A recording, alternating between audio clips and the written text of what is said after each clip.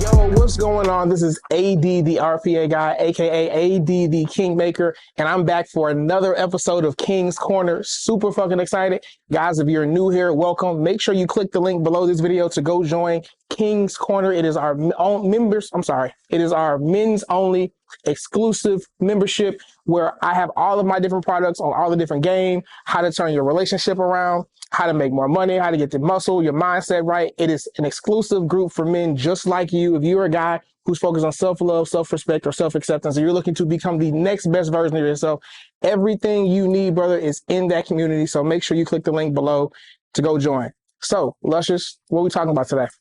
Okay, so today we got to talk about like the message that you sent me just yesterday because your weekend has been exciting. So I need them to hear about that. Yes. So it's crazy, man. I will literally meet a chick on a date nap or whatever on a Monday. By Friday, she's over with. It's gone. It's done. Won't need to talk no more. Right. So you know me. The way I think is like I bless people by proximity. Like I'm starting to realize that like my energy, right? If I go into a room and everybody's drab and down, or everybody just, kind of cool and they're chilling, and I bring the enthusiasm, the laughter, a nigga could have been having a hard day and he's around me and my character and my charisma. It's just fun. I'm blessing people by being in proximity to me, right? So that's why I believe I don't need to give a woman nothing, baby. You're going to be blessed by proximity. You're going to become a better version of you because that's what I do. I help people become better versions of themselves, right? And so met a chick on one of these date naps recently. I think it was this past week, Monday or Tuesday. Maybe it was before Christmas. It was right before Christmas. So let's just say the 23rd or 24th, right? And she's feeling me. She's like, hey, let's FaceTime. And I get on FaceTime. And I'm really quick at, what's the word I want to use? At discerning whether or not a woman will be valuable to me, right? And so I'm trying to talk to her, and she's talking about how she's got a roster of guys and how she does this, and she's looking for this, and she's trying to move soon. And I'm just like, look, baby, this is all cool and everything. I'm probably not the nigga for you, but I can show you how to get the man you want. I can help you become a better version of yourself, right? And we can work together, right? So I tell her to do some of my content creation for me, right? It's how to basically take my long form content, chop it up into short form content, post it on the stuff, and all that. And so she does it. And so I'm telling her, like, okay, I need to hire me somebody to kind of do this work for me because I need to stop doing this. Of course, you're going to put your name in the hat. And I'm like, okay, there's you. And then I got a VA, you know what I'm saying, in the Philippines. So I'm looking at. She was like, oh, you should pick me. And I'm like, I don't know. We're going to see. And one of the things that I do a lot, whether I'm with a guy or a girl, I just mirror and I just label things. So she's telling me stories about things she's done in the past. And I'm like, you sound like you're angry. You sound like you're vindictive. You sound like you are spiteful. And she's like, I'm telling you these things and I'm confiding in you. And I'm telling you, you're just throwing it in my face. And I'm like, I'm not throwing anything in your face. You told me a story. Someone did something. You were upset. You did this in return. In retaliation, baby, you sound spiteful. I'm just telling you what you sound like to me. And she's like, you're throwing it in my face. And I'm like, look, you got a bad attitude. You don't take feedback well. You're disrespectful. You're difficult to deal with. You're not agreeable or cooperative. Baby, this is not going to work. This is not going to work, right? And so I hit her. I just tell her, hey, this is not going to work. And I'm like, you want to know details? She's like, no. And I'm like, okay. I hang up. She calls back about 10 minutes later, right? And she's like, well, that's okay, because I just use you to get my social media game up anyway. And I'm like, bitch, I blessed you. I helped you become a better version of yourself. I let you learn a skill set that you could use and, make yourself some money and do some things for some people in the future. You didn't use me, bitch. I blessed you, right? And she hit me like, ha, now I just use you and I'm out anyway. And I'm like, bitch, you could have kept going. You could have kept learning. You could have got paid for it. You could have been, so these bitches are stupid. That's the main point that I'm getting at. A lot of them let me down, right? She thinks she ran off on the plug and really got something. It's like, baby, you learned one small thing and you then proceeded to show me that you don't know how to take feedback well, right? And I even texted her, I was like, look, I'm not even I'm not even taking this personal. Like, this is who you are. This is what you do. You get to a point where you get disrespectful, then you start saying things, and then you move on to the next nigga, do the same thing. Baby, I have standards and regulations over here. This is just not, you're just not going to fit over here. And I know that what you're saying, all this evil shit that's coming out of you ain't got nothing to do with me. This is who you are. You are a spiteful person. You are a vindictive person. And this is why you're single, and this is why nobody like you. And this is what's out here in the dating pool. It's bad. I feel bad for these niggas. I really do. I really do. And I look at it and I say, look, if a woman really and truly liked me, she would not speak that way. That is not how women who honor, respect, and love the men that they're dealing with speak. And I think the issue is our women today are used to being in relationships with men who they don't love, honor, or respect. And that becomes the norm. And so then you run into a nigga like me where it's like, look, I talk to myself a certain way. I treat myself a certain way. And if you're not treating me in that same way, then baby, you just will not have proximity to me, right? Meaning you will not be able to be the best version of yourself. I don't believe that you can be. I don't believe that a man is capable of being the best version of himself without leading a woman. And I don't think that a woman is capable of being the best version of herself without being led by a man. Right. And so I believe that I give women the ability to become the best version of themselves, because you're not about to accomplish that with these lying ass niggas out here. It's just not going to happen. So, baby, you played yourself. I'm sure she's going to end up seeing this. That's fine. You just bless them and release them. And you know what I'm saying? I got some more space available. So, women, if you're looking to do something useful, if you're looking to let yourself be used, if you're looking to become the best version of yourself, I am taking applications. You could be a part of the Good Girl Gang. More information to come on that later. So that was my week. It was crazy. It was absolutely crazy. The Good Girl Gang? The Good Girl Gang. Can you give us more of what that is? Yeah, that's my coalition of women who desire to be good girls. They desire to be useful. They desire to become the best version of themselves. Okay. Right? Like, life is not fair. Like, you can be single or you can end up with a guy, right? But I think it's a shame if you end up with a guy who you don't like, love, or respect.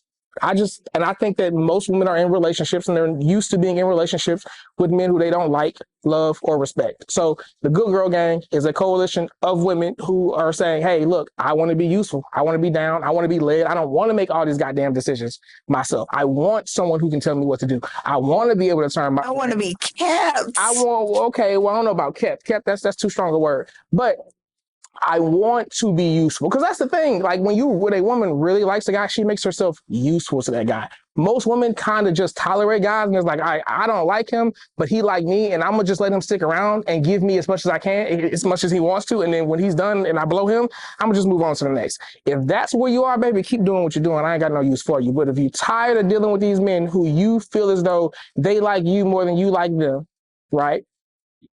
Come holler at your boy, but you got to be useful. I got standards. I got requirements.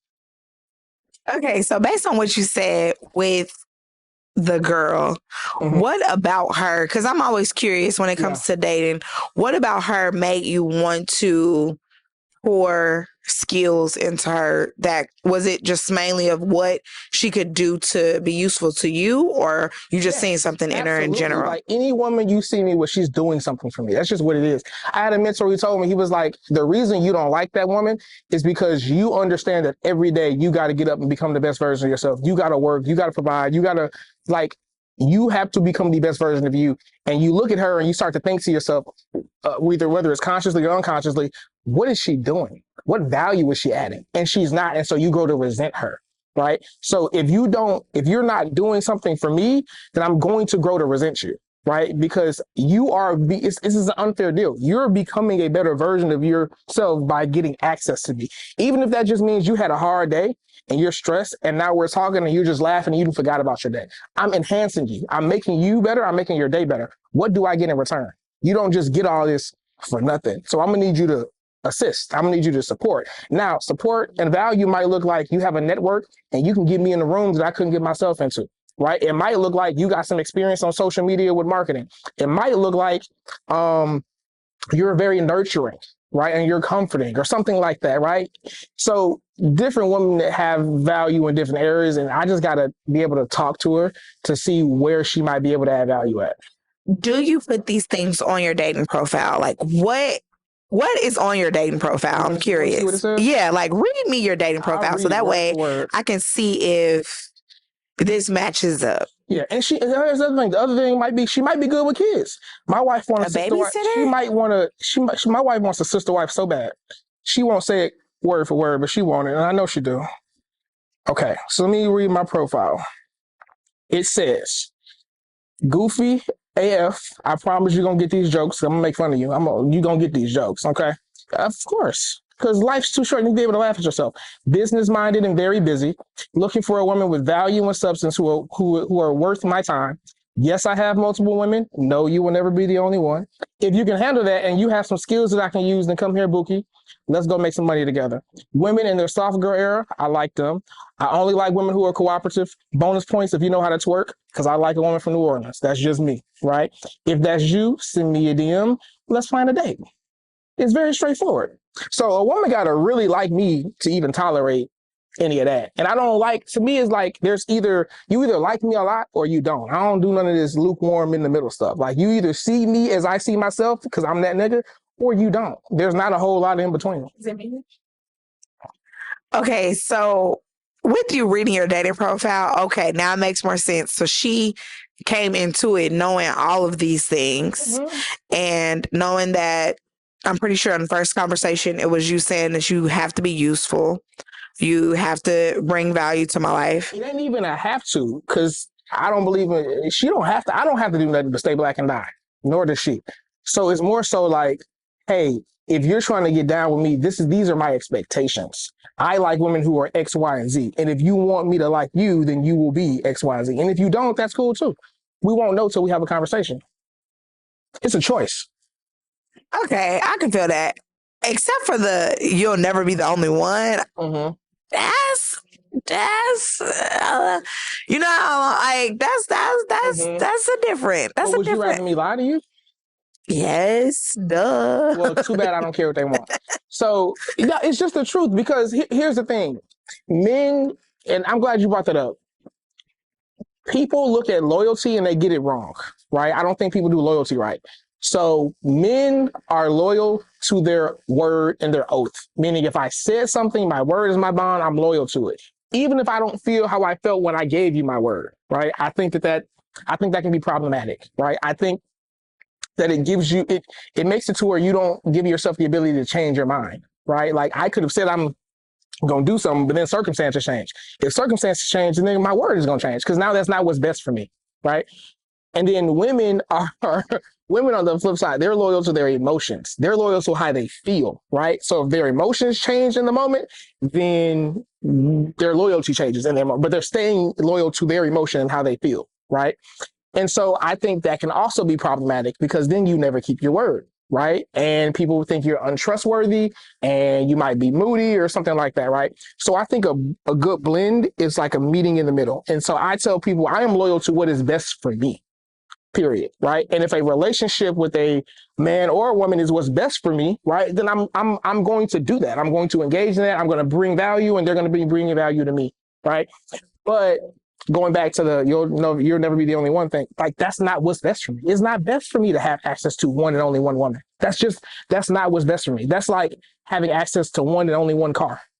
What happens if something happens? Like that just don't make sense. And one woman can't do everything that I'm looking for a woman to do. Like I have high standards. Like I like nice things, and it's I'm gonna keep you so busy that you're like, when you're not with me, you're going to want to relax and take time to yourself and just chill, right? And that's cool. You need time to be able to do that, right? And then when a woman is with me, she's not just competing with other women, right? She's competing with me in my alone time, because I enjoy being by myself, right? So to me, a woman being in a relationship with me or even having access to me, that's a blessing, right? And so to get more of that, you have to do more.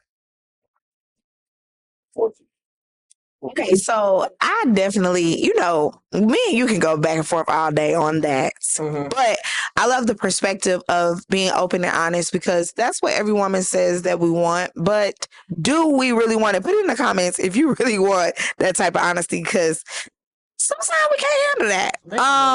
They don't know what they want. I mean, sometimes we can't handle that, because I think the whole ideal is to be where we feel like we're the only woman in the world, like the only woman you're ever going to know and the only woman you've ever been like with. It and to be it are two totally different things. When we're together, I can make you feel like that. Okay. That's cool. Okay. If you're worth it. So now we got to go into the reaction part of the episode. Let's do it. So what you got to react to today? So what is this? So let me start by saying both these guys. So it's a video by Kevin Wesley, which I'm relatively new to his content. I've seen his face before, but I don't really know him that much.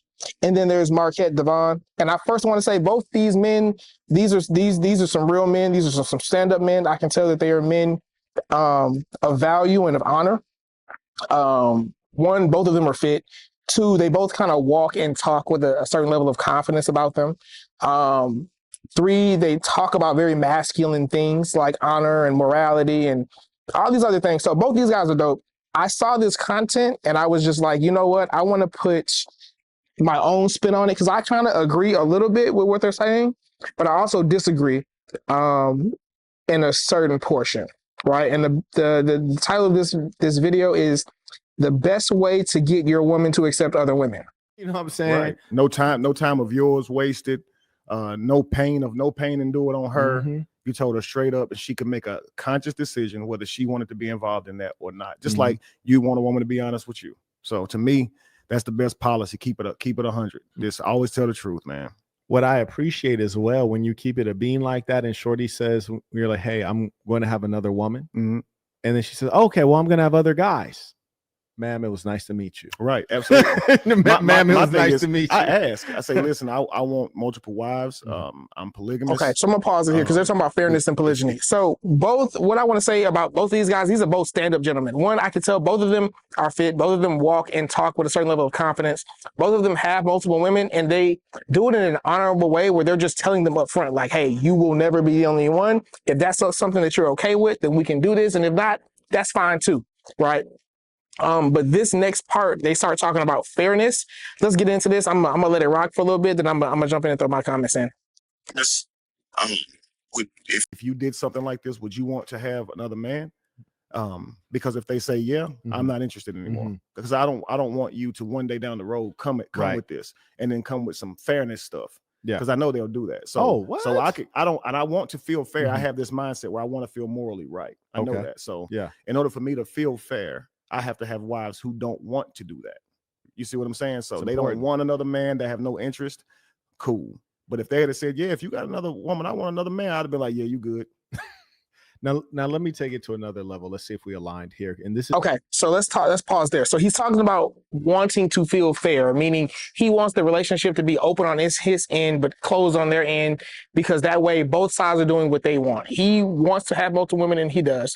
They only want him, and they have him, and that's fair, right? So I hear that. I personally believe there's no such thing as fairness. Like, fairness does not exist in the animal kingdom. Fairness is some shit that we as humans have come up with, right? So like, if we're at Starbucks and like you get in line first and I've got in line behind you, like, it's only fair that I let you stay in front. That is a human construct in the fucking jungle. If you want something and I want something, if I kill it and I eat it first, and that's just what it is. There is no such thing as fairness. And I think that the whole, like, let's put it this way. If you hear me talking about fair, I'm trying to manipulate somebody to give me what I want. Okay. There is no such thing as fair. I believe there is, you get what you earn or you don't get what you don't earn. Right. So I hear what he's saying, but I think fairness is just a human concept. I don't believe that it exists in real life. Like another example, there is no straight lines like in nature. Like, if you go in nature, like, you're never going to see a tree that stands up straight, tall, whatever, right? Like perfectly like manicured lawns and straight lines. Like, that's some shit that we as humans like, so we made sit straight. There exists no straight lines in nature, the same way that there exists no fairness in nature. This is a tough. And I have been with two women at the same time. And I'm like, okay, what does she want? What does she want? I need to be fair to both. But that shit was so goddamn, it was nerve wracking. I was tired. They don't know. It's terrible. Ain't no such thing as fair. Level. Let's see if we aligned here. And this is a tough one right here. Are your women heterosexual? Yes. They're strictly heterosexual. Strictly heterosexual. Not bisexual at all. At all. Okay. At all. Have you ever asked them, or do you have knowledge of if they've ever kissed another woman or had any dealings physically? I most certainly asked them. Okay. And I wouldn't do it if they were lesbian or whatever, or bi or anything whatever they like that. Yeah. Right. I wouldn't have done it. I don't believe polygamy should be something that is a sexual thing. Mm-hmm. You know, that's like that. Yeah. And I think that a lot of times when men think about it, that's what they're thinking. I'm gonna have two women. We're gonna be doing threesomes and stuff. I've never done a threesome in my entire life, man. I've had multiple women, but I've never done a threesome. You know what I mean? So when I do interviews on polygamy, people are often shocked when I say that, because now, because I have two wives, they now really, I think, see me kind of like I hate to say the word pervert, but they see me like I'm somebody who, man, I was in church most of my life. Right. You see what I'm saying? I've had access to a lot of women, but I ain't freaky. I ain't freaky at all. Like, you know what I mean? Like, I'm not even very sexual. Right. Like, I'm not having sex every day. It's hard for them to comprehend that. Right. So when you're telling me it ain't about sex, they're thinking, well, y'all must be doing it all. No, we don't. It's not about that at all. Right. Right. I'm not a horny person. Like I'm more. So let's talk about that. So he says that he's had a lot of women. He's never had a threesome. First off, I don't care what nobody thinks. Every man at some point has been like, man, I wonder what it's like to have a threesome. Every man has either fantasized about it or wants it, right? And so the fact that he says he's never had one, that's cool. I mean, me personally, I believe that I'm not going to I don't put rules on myself that don't make me better. Right. And so if I really want that experience, then I'm going to act upon wanting that experience. I'm not going to withhold that experience from myself. And then he also talks about, what did he say? He was like, oh, I'm not a very sexual person. Right. Here's what I think that means. I think what that means is I ain't had no new coochie in a while. That's just what that means, right? You can say, oh, I'm not a very horny person. I'm not a very sexual person. But if you put a new woman in front of you, a bad woman in front of you, who really wants to give it to you, who you've never had it before, I don't care what you say, you are sexual in that moment, right? So I think what he's saying is he tends to stick to one woman at a time. And then let's just call a spade a spade. Like, you get tired of having sex with the same woman over and over again. You could love this woman. You could appreciate this woman. You could think this woman is the best thing since sliced bread, but your anatomy is your anatomy. Your biology is your biology. You're going to get tired of that woman at some point in time, right? What does polygamy mean to you? Polygamy mean to me? Okay, I'm glad you asked that. So, polygamy, poly means many, and then the gummy, I think it means like lovers. Like, so it's a very vague term to say, hey, someone with many lovers, right? I don't fall, and I think I've said this in the previous episode, I don't fall into like, so there's polygyny and there's polygamy. Polygyny is one man, many wives, meaning like I'm entering into some kind of a formal agreement, whether it's between the state or whether it's between God. I'm entering into some kind of formal agreement, right? That's polygyny, right? Polygamy just means many lovers, period. It could mean a woman with many men. It could mean a man with many women, right? Or it could mean we both have both. So now that we have the definition of both of those terms, do you think those men are talking about polygyny or polygamy? They're talking about polygyny, meaning one man, many wives, and the wives are not sexual with one another. And that's one thing I think that the society gets it misconstrued, because I didn't know. Like, I just learned of polygamy just now. I didn't know that it was a different term for this. So understanding that now, I can understand those men a little better. But because my thing was polygamy is like having multiple lovers, like exactly what it means. You know, I'm having sex with more women than whatever, who are all as a group. You know what I'm saying? That's what I think it is. But now when you talk about the other term, polygyny, Yep. is one more, man, many women. Many women. Yes. You know what I'm saying? And then there's polyandry, which is one woman, many men. And so, like, understanding those terms is like, as a society, that's what we need to do more research into, right? Is understanding those terms so that we kind of... That's our nature. Men are polygynous by nature, meaning like it was never this equal thing where like one man gets one woman. No, it's I'm King Dingaling, goddammit. I'm the king of the forest. I'm the king of the jungle, whatever I am. And because I have the most resources, because I'm the most capable, because I'm the most alpha, I get the most number of women flocking to me. It's just like you go to a Drake concert or a Chris Brown concert or a Neo concert. You could take your woman, or a guy could meet a girl on a Monday, the concert's on a Friday. He's taking her to see and scream at another man while other women are also screaming at this other man. Like, it's not fair. That's what I mean. There is no such thing as fairness. It is the one who is the champion in this arena gets the most eyes. He gets the most attention. He gets the most women. That's not fair, but it is what it is. Right.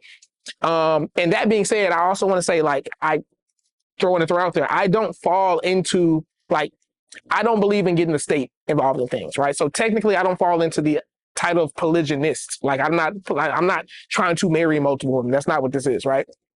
Also, when you look at the poly community, they have something where they call it unethical polyamory, meaning like you're not following rules.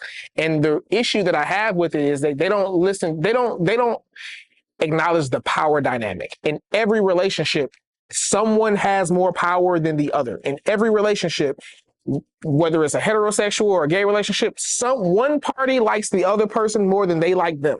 And it just is what it is, right? And so they look at power as if it's like a bad thing. It's like, oh, I have a woman and me and her are equal. Bullshit, we're not equal. I have more confidence in you. I'm more certain in you. I make better decisions than you. I'm not equal to you. I am the man. I am the leader. You are the follower. That's how I like my relationships to be set up.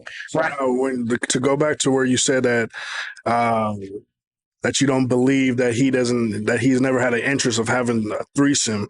Mm-hmm. You know, when we understand the terms differently from poly, how you say so it again? He might be going for a different thing. He might just be looking for two heterosexual women who are going to add to him and he's going to add to them, right? And they don't have anything going on between them. Me personally, how I look at it is, there's women who are valuable that you keep around for a while, and then there's your fun girls. Like, they don't have a whole lot of value. You can't keep them around for a long. Like, they're a project, and the amount of effort it would take for me to pour into them and the amount of time it would take to see them grow, if they're even open to the feedback, is too much. And so it's like, you're just a fun girl. So me and my primary woman, yeah, we can have fun with you, and then we kick you to the curb. And then I think there are other women who, like, we can have more than just fun with you. Not only can we have fun with you, like, you're an asset. You can come in and you can add value to the situation, right?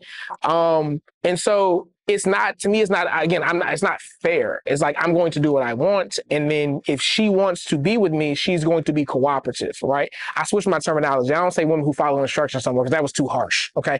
I just say a woman who's cooperative. And I also understand that if a woman likes me, she's going to do two things. One, she's going to throw the coochie at me. And two, she's going to be cooperative. If you're not doing either one of those two things, then it means you don't like me. And if you're doing one of those two things but not the other, it means you kind of sort of like me. I'm not interested. I'm interested in both. If you don't really like me a whole lot, if you don't like my dirty draws, then you don't like me, and that's okay. You're just not the one for me. Okay, we keep going. All right. More mental than anything. Yeah. You know what I mean? Like, I do believe that I look at sex like war. If you're gonna go in there, you better be about business. I ain't gonna get in the ring and not fight my best.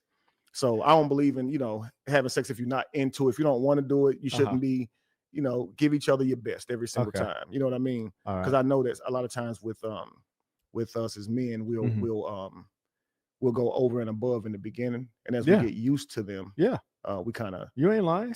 You ain't lying. Yeah. That man telling the truth. Yeah, you got to clock in. Yeah. You got to go in there and say it's time to. It don't take too long. It ain't too long. Go in there and do what you got to do, man. Yeah. You know what I mean? So, yeah.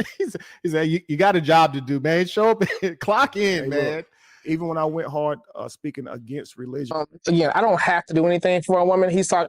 I kind of agree with what he's saying. Like, if I'm going to do it, we're going to do it. It's going to be planned. It's going to be ordained. It's going to be. I'm going to really lock in. And I'm going to make sure you get what you want. To me, there's sex like that. To me, there's sex for him. There's sex for her, and then there's sex for us, right? And 9 times out of 10, like, a guy, like, if I'm stressed, I've had a long day, look, I'm not doing this for you. Like, I need you to come over here and help me, like, blow off some of this steam. You know what I'm saying? I'm going to instruct. I'm going to tell you what to do. I might choke you. I might grab you up. I might tie you. I'm going to do what I think is best for me just so I can get out of this, right? And then maybe in a week or so, it's like, hey, I'm going to give you something that's going to blow your mind just because I want you to enjoy this. Right. But in general, I really do live by the stance that, like, you don't have to do anything for a woman. If she really, really, really likes you, she's going to want you to like her. And so just being around you, just like how I said earlier, like, my homie's woman was like, look, I don't need to marry him. I just want to be with him. I want to be in the vicinity of him. I want to have his energy. That's how a woman who speaks to me, who likes me, speaks to me. And so this whole having to go in, clock in, do your thing, you do need to fuck them well enough that they want to stay, right? Because there's a term called an alpha widow, right? Let's just say that a woman has been with 10 men sexually, right? If the guy number 2 was the best she's ever had sexually, you could be guy number 10 and you can treat her better than any man has ever treated her. But she's always comparing you in the bedroom to the guy number 2. And so what that means is she's an alpha widow. So It's almost like if you go and you like steak, I like steak, I might go eat at Ruth Chris, right? And I'm saying, hey, Ruth Chris is the best steak I've ever had. Every steak I've ever had ever since then, I'm going to be comparing to Ruth Chris, whether I like it or not. So this is why I kind of go back to saying body count kind of sort of matters and kind of sort of doesn't. But like the more experiences a woman has, the more she can compare you to, and the more you have to measure up to. You know what I'm saying? I went hard for that, knowing that each day could be my last without the death threats, right? So if I'm gonna go in here, he was living like Malcolm, huh? Right? Yeah, feeling like it too. He was at the window with the strap, huh? Right, feeling like it too. So yeah, so if I'm gonna go in here and we're gonna do our thing, I'm gonna go in here with that same militant. Yeah, it'd be like that, right? Yeah, you know, I appreciate that we're really aligned. And again, shout out to the brother Kyle. I'm all about. I got a 3-sentence Bible: be yourself, be good to yourself, be good to good people. And I take extreme efforts to be around good people. Yes, sir. So it's a real pleasure to meet you. In fact, I had a yoga instructor that I have come in and teach a class, and you know, my old lady who was arranging this, she says, oh, you know, the yoga instructor says she needs to charge more money because you. So I didn't get to it in here. We can find it later. But there's a point in here where they talk about morality. And Marquette Devon basically says, hey, you can have two good women who are both heterosexual, and a man who's immoral or whatever might try to get them to do sexual things with each other, right? Me personally, I believe, and we can debate this, there is no such thing, and I'm done with this, there is no such thing as a universal morality, right? There is no such thing. There's 4 people in this room. He believes he's moral. You believe you're moral. You believe you're moral. I believe I'm moral. But our morals could be 4 totally separate things, right? Going back to How to Win Friends and Influence People, I think the author is Dale Carnegie. He talked about someone who went to a jail to interview men who were doing like life sentences and just prisoners, right? And there was a guy who was like a mob boss or some shit like that. He killed cops, right, in New York City somewhere, right? And this is what he did. And he was locked up and he did an interview with him. And he basically said, so tell me, like, why did you do what you did and everything? And he basically said those cops were assholes. They were bullying people. They were making life harder for other people. And I'm a public benefactor. I put them down and I made this world better for other people. So even a murderer believes that they are moral. You are not about to get someone to believe that they're immoral just because their morals are different than your morals. You know what I'm saying? So I don't believe that morality is a thing. There's no universal morals. Everyone has their own little code. I met a guy in Detroit, great guy, who grew up in a household with no father, and it was just him, his mother, and his 3 sisters. And so he grew up in a lot of dysfunction because there's a lot of chaos, a lot of women in the house. And so he believed that lying was good because lying kept you safe. Right? Lying kept everybody from complaining and bickering or whatever. So he grew up lying and cheating on every woman he ever dealt with because to him, lying was okay because it kept you out of trouble, right? And so as he grew into an adult, he started to realize, no, that was my upbringing. That was my childhood. And now he lies less. Now he's with a woman who he loves and he never plans on cheating with. But he was moral when he was doing all the goddamn lying. And he was still, now he's now moral now that he's learned to do better. You see what I'm saying? So we're not about to get anyone to believe that this one moral code is right and this moral code is wrong. It's just all your opinion. It's all your opinion. And so, again, I don't like to be judgmental. I believe that threesomes are A-okay and every man wants one anyway. And so I don't necessarily think that it's immoral to have 2 women. And let's be real. Women are just a better species to look at. It just is what it is. Even if I were a woman, I would still be attracted to women. So I'm not going to judge them. And again, it is a part of their biology. If it is a normal occurrence, if I can line up all the women on earth and 80%, 90% of them can look at another woman and say, ooh, that bitch is attractive, then that's just human nature. It just is what it is. It does not make sense for me to judge or try to throw my morality on her being sexually attracted to another woman because that's just in her nature. You know what I'm saying? So those are my thoughts on that clip. Yo, my man, what up? Listen to me. I know you get tired of being in a sexless relationship. Or if not, I know you get tired of having sex with the same woman over and over and over again. Even if you love her, I know it becomes boring. But don't worry, I got you. I want you to click the link in the description and go get your hands on a copy of the Poly Blueprint. Keep her, add more. In this blueprint, you'll discover how to transition your relationship from monogamy to polyamory, where it's open on your side but not hers. I teach you how to do this in an honest and safe way. No lying, no begging, no convincing, no compromising who you are in the process. learn how to become her best option, introduce healthy competition, and set the standard for an effortless, authentic dynamic where she defers to you for all of the major decision making, and thus you get to call all the shots while she smiles and says, "Sir, yes, sir." If you're ready to step into your full masculine power, gain variety, and still keep her loyal, this guide will show you how. So pause the video right now, click the link in the description, and go get this blueprint right now. All right. So you said something about TD Jakes coming out. What you mean? I'm just saying, like, minister, like, you're a big time pastor, right? You're not going to see yourself in certain circles. So when people start to see you in certain circles, the speculations start to come out, and it's kind of hard. It's kind of hard to fight those speculations. Okay. You mean the Diddy thing and the whole swallowed up thing that you're talking about, right?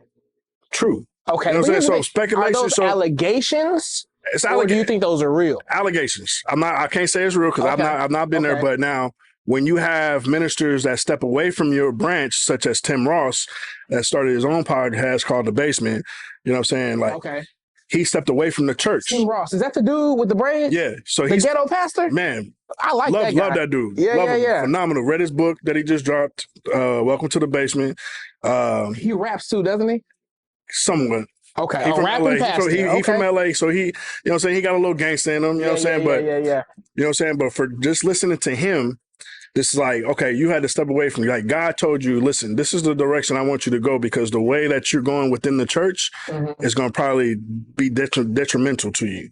So let me take you this route. So now he started this podcast speaking real freely, you know what I'm saying? And it's like, that's the ministry that people need to have. You know what I'm saying? The pulpit ministry is over with because everything's about membership. You know what I'm saying? If you're not diving deep, like, they got a pastor right now out there in Atlanta, it's just because his name is Philip Mitchell. The church is called 2819. Bro, I'm talking about, this dude is a radical when it comes to ministry, bro. Like, he don't care about how, he's no filter, doesn't care how you feel. Give me an example of what he said. What you heard him say? I'm gonna keep it real. Like, not trying to blast the gay community, but listen, it's blasphemy for you to be praising the Lord if you're going home and sinning again. You feel me? So, like, he keeps it 100. Hey, if you're gonna come, don't be lukewarm. Okay. Because that's what the Bible says. You know what I'm saying? If you're gonna come to church, if you're gonna serve Christ, you're gonna be a Christian, don't be lukewarm. You know what I'm saying? And I respect that. And like with my walk, because it helps me. Like, I tell people, I have a lot of compassion and empathy for what I've been through in life and how I've survived it. You know what I'm saying? I've only survived it because of the grace of the Lord. You know what I'm saying? And to be able to be a testimony or to be able to gain my own ministry, I really have to be transparent with myself. Yeah. You know what I'm saying? I can't be like, oh, I'm Christ-like, and yet I'm out here thugging, ready to go rob a nigga, and this, and the third. You know what I'm saying? Yeah. So now I have a different perspective of life. I'm gonna talk to my young brothers, figure out what are the issues that you're going through that you see that you have to go this route. Gotcha. Let me help reverse that. You know what I'm saying? Sense. So like right now I'm in barber school. Yeah. I think being in barber school, a young brother sits in my chair. How you doing, bro? Like the other day, I had a young brother just got off work. Talking about, you can see the stress on him. 18 years old. I was like, what's going on, bro? Oh, man, I'm just stressed out, bro. Well, what's going on? Talk to me. Yeah. He's like, man, my cousins got me trying to do this. I'm trying to go this way. They trying to take me right. They trying to take me left. You feel me? I'm trying to just stay on this. I say, you got to get on your knees and pray to God, bro. Yeah. Give your strength to God. You know what I'm saying? And allow him to guide you. You know what I'm saying? When you hear people talking, go pray. Yeah. All the negative talk, go pray. Let me throw my 2 cents into this, because I've never talked about this on the podcast, right? So I do believe that there's a God, right? I don't necessarily know if he has anything to do with any man-made religion. So I don't know if he has anything to do with Christianity or Muslim or Hinduism or anything. I don't know if he has anything to do with that. But I do believe that if my job being here is to be more Christ-like, right? I believe that I am a God, and me becoming more Christ-like is becoming the best version of myself, right? So I agree with a lot of what's in a lot of religious contexts, but I also believe that what's best for me is what's best for everybody around me. right? So if my confidence is a 2 out of 10 right now, then my wife, my kids, the other women, my friends get a 2. They get a version of me where his confidence is a 2 out of 10. But if my confidence is a 10 out of 10, well, now everybody else gets a version of me where my confidence is a 10 out of 10, and everybody else gets to benefit from me feeling good. So now that energy is gonna rub off on them. They're gonna feel good, right? So when I hear a young man who's 18 and he's stressed and it's like, bro, okay, what are you doing right now to become the best version of yourself? And what a lot of men do, especially young black men, is they have these things that they're dealing with and they're unconscious about it. Like they don't understand that, like, they are, what I'm hearing you say with that young man is that, like, he's got one group of men who has one set of beliefs and they're saying, hey, based on this set of beliefs, you should do this. And he's got another group of men saying, hey, based on this set of beliefs, you should do this. But the issue is, bro, if you don't know who you are, like, you don't know what to do, because you could follow them and then it leads you somewhere you don't want to be. And then you end up blaming them. But it's like, you chose to follow their lead. Or you can do the same thing on this side. Or you can say, wait, let me figure out who I am, what I like, what I don't like. And then let me make decisions based on that. And this is why I started this podcast, because I wanted to show men what it looks like when you chose to live an outstanding life. And an outstanding life is one where you do what you want to do, when you want to do it, how you want to do it, right? And I think that what men end up doing is we want something so bad. And tell me if I'm lying, right? So you grew up in what city? I grew up in Oakland. Oakland. Okay. So let me ask, was it a common, at least where I grew up at, a common theme, strategy for guys to get girls, let's say in high school, right? If chicks like niggas they wear a certain type of cologne, or they dress with a certain fashion, like wearing Timbs or wearing Nikes or wearing Air Forces or whatever, right? A common male strategy is, oh, if she like Air Forces, nigga, I'm gonna put on Air Forces because I want her to like me, right? And I see that, like, that's letting a woman lead. You're saying, she likes this, I want her to like me, so I'm gonna do this. As opposed to saying, hey, this is me, this is what I like, and I'm gonna choose who chooses me. I'm gonna like who likes me, and they're gonna have to like me for me because I'm only doing that which I want to do. Yeah, definitely. I definitely believe that a lot of kids. I definitely believe a lot of young brothers think that way. But with me growing up, just having a male figure in my, like, being with a single father, you know what I'm saying? Like, You were raised by a single father? Raised by a single father. Interesting. And so, like, just being told, like, hey, man, you're a leader from day one. Like, I don't want to see you following nobody. Yeah. This and the third. You set your trends. You know what I'm saying? So, like, I used to get angry because my dad wouldn't buy me the Jordans, the Air Forces. But why were you angry though? Because you felt you couldn't get the girls without it? No, not because hey, man. No, that's not what it is, bro. Gift the gab, homie. Okay, for sure. I believe you. Yeah. But it's just like, it was just like, I wanted to, when I was a Michael Jordan fan, so it's like, I gotta have the J's. You know what I'm saying?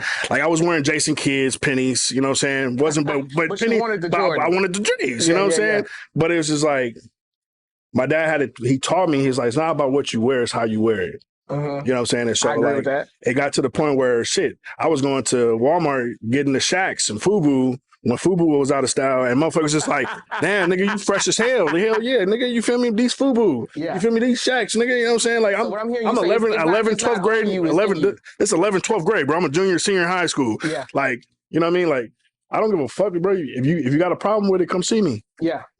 You know what I'm saying? So he raised you to be confident, or the outcome of that was definitely taught me to be my own man. Yeah. You know what I'm saying? Like, you set your trend. Yeah. You feel me? And so the people, once I started doing that, I started attracting the people that was for me. Yep. You know what I'm saying? Like, even to this day, I got a partner that's been my boy since the 4th grade. A partner that's been my boy since the 6th grade. You know what I'm saying? These 30-year relationships, man. You know what I'm saying? Just because I'm allowing myself to be myself and allowing it to attract who's supposed to be in my life. You know what I'm saying? And that's what I tell these young brothers is like, hey, you have to find your purpose. You got to look in the mirror and love yourself first. If you can't love yourself when you wake up in the morning, you need to fix something. You know what I'm saying? Either it be your faith, either be your regiment on what you do or the people you hang around with. But you got to look in the mirror every morning and say, do I love me, or is there something I need to fix? But see, here's what I think the issue is, though. I think a lot of people today, and this is men and women, they have a hard time being honest with themselves. It sounds like you don't have a hard time being honest with yourself. I'm the same way. Like, it makes more sense for me to lie to somebody else. Like, if I got a job and I'm trying to keep this hoe so I can feed my family, it makes sense for me to lie to my boss sometimes and tell him, like, yeah, I love working here. You know what I'm saying? But it never makes sense for me to lie to me, because I don't win. You know what I'm saying? This is me. This is like me. Like, it don't make sense for me to lie to me. What are your thoughts on that? I mean, definitely. Like, I've been a loner a lot. I got three best friends. Yeah. You know what I'm saying? I got a bunch of people that I associate myself with. And I gain relationships, like even how I met you. Yeah. You know what I'm saying? I met you through another person. Yeah. You know what I'm saying? Invited me to a little kickback segment about insurance and everything like that. And boom, you know what I'm saying? We created a relationship off of that. Yeah. You know what I mean? Just like, that's just how I've always been able to just be myself in a room and attract certain people. You know what I'm saying? And so, it's all good. I think that, like, what I'm saying is that that's hard for a lot of people to be themselves, to accept. So here's my whole concept on this show. I talk about self-love, self-respect, self-acceptance, right? Self-love is self-investment. It's like, am I doing things that make me better, right? For example, I know guys who will go 2 months without a haircut. I'm like, nigga, how? I don't like how I feel and how I look when I don't get a haircut. Definitely. That's a lack of self-love, right? Definitely. I grew my hair out like last year, talking about real long, had braids and everything. And it got to the point where if a girl catted on me to get my hair braided, it was just like, well, damn, I'll go 2 weeks without a haircut. And I was like, I work in the club, I work in the nightlife. I gotta look presentable. Yeah. You know what I'm saying? And so then either I'm getting my hair cut or I'm gonna get it done by somebody else. Don't be mad if I go get it done by somebody else. That was your money to make, and you slacked on it. So it got to the point where stylists just kept either overbooking me, not having the time. So I was like, you know what? I'm about to go back to the fade because I can cut my own hair. Yep. So when I'm ready to cut my hair as a black man is difficult. It really is. Don't nobody talk about that. I learned how to cut my hair at 11 years old. Pops gave me the clippers and said, listen, I'm not cutting your hair no more because you come every day. I need a lineup. Yes, I gotta look good. You know what I'm saying? I need a lineup. You ask him every day? Man, almost every day. But my hair grew so fast. You know what I'm saying? Because I'm Black, Mexican, and Irish. So it's like my hair grows so fast. And so it's like every week. I say every week. Every week I gotta get cut up. Like right now.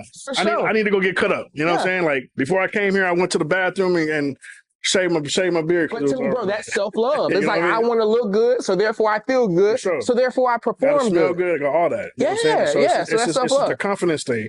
Once you start to love yourself more than how everybody else perceives you, that's all that matters. That's it. Because God's going to give you his purpose for you in your life. You know what I'm saying? I like it. So the second part is self-respect, right? And I look at respect a lot, and I've been kind of just looking at it like, it's kind of hard to me to determine, like, what's the difference between someone disrespecting me versus somebody just doing some shit that I don't like, right? Like, and I think it's intent, right? But to look at the word respect, it means to admire, right? So self-respect is to treat yourself like someone who you admire, and meaning you need to also make other people treat you the way that you would treat you, right? And I think a lot of people don't admire themselves. They think lowly of themselves, and they say things like, oh, you need to humble yourself. Only broke niggas ever tell me to humble myself. My mentors and the guys who are making 6 figures a month and shit like that are always the ones who tell me, like, bro, you need to go harder. You need to do more. I had one guy, he was like, hey, bro, you are blocking your blessings. The Lord gave you all these things and you don't want to showboat. You don't want to put it out there. That's the equivalent of telling people that I'm blessed, but I don't want to show it. Exactly. So my time working with Walmart as assistant manager, I was driving a nice Cadillac. You know what I'm saying? Brothers is asking me, how you getting that with what you make? I said, bro, this is a blessing of God. I said, he blessed me in a position to find the best deal for me that's affordable for me and my family. You know what I'm saying? You can do it too. Yeah. It's about how you manage your money and how you want to live. Yeah. You want to live smoke and spending all your money on weed and alcohol every day. You know what I'm saying? Then you ain't going to have the money for the luxuries that you want in life. You know what I'm saying? And so it's like, you got to work hard. You got to learn how to respect that money too. You know what I'm saying? And respect yourself with it. You know what I mean? And so like going back to like the whole self-respect thing, I agree with that. Yeah. And then the last one is self-acceptance, right? And we couldn't? No? All right. All right. The last one is self-acceptance. And I tell a lot of men, they judge themselves and they like to live up to these ideals that someone else gave them without ever asking and challenging themselves and saying, hey, what do I care about? And what's important to me, right? For example, I've got a homie who he's got 2 different baby mothers. He's with the second one. Like, that's his ride or die, right? Like, I remember they came to my wedding and I was asking her, I was just like, so what do you like about my friend? When do y'all plan on getting married? And she was just like, look, she gave the best answer ever. She was like, look, I don't care about getting married. I just want to be with him. That means she really likes that man, period. She likes him. She likes his essence. She likes his time, his attention, all that, right?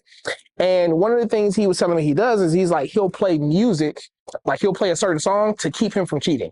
That's what he'll say. And then he probably still ends up cheating anyway, right? And so to me, it's like, that's a lack of self-acceptance. Because if you understood your nature as a man is polygynous. Your nature is to spread your seed far and wide. Now, you may choose not to do that. That's your choice to whether you want to do it or not. But that is your nature. So it does not make sense to judge yourself for your nature. So elaborate on that.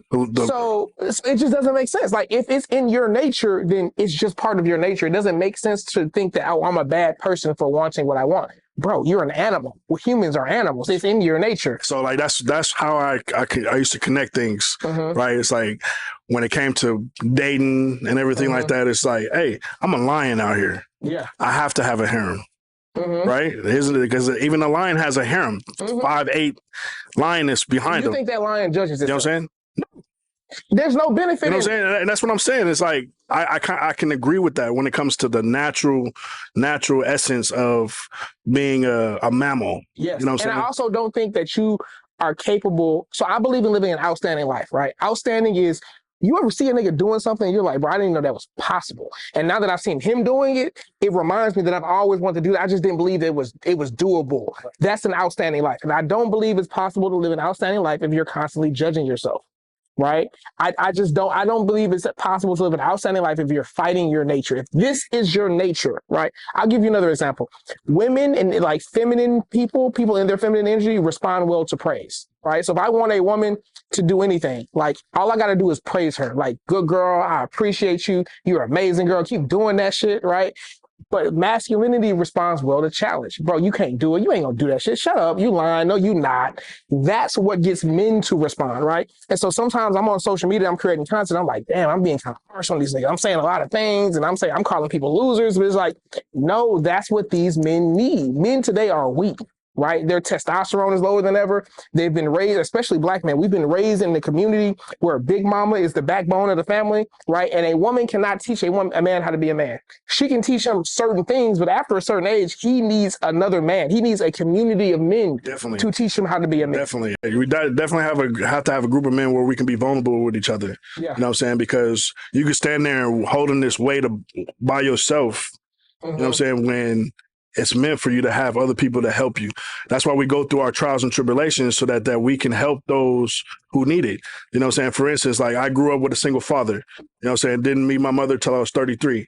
And so, like, How old are you now? I'm 37. Goddamn. All right, go ahead. So, like, physically met my mother. I knew of her when I was 20. I think I was 24 when I was in the military still.